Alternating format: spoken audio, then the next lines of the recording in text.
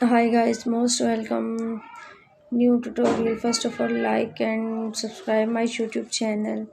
The video here in this video will discuss about create a 3D shape. Use the 3D tool. The create a 3D shape. Convert to 2D shape. Right click on the 3D shape and select convert to 2D shape.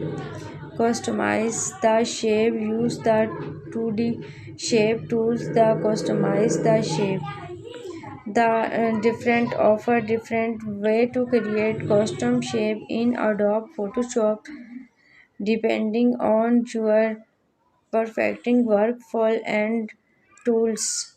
Another approve and create a custom shape in a Adobe Photoshop using the panel and tool shape.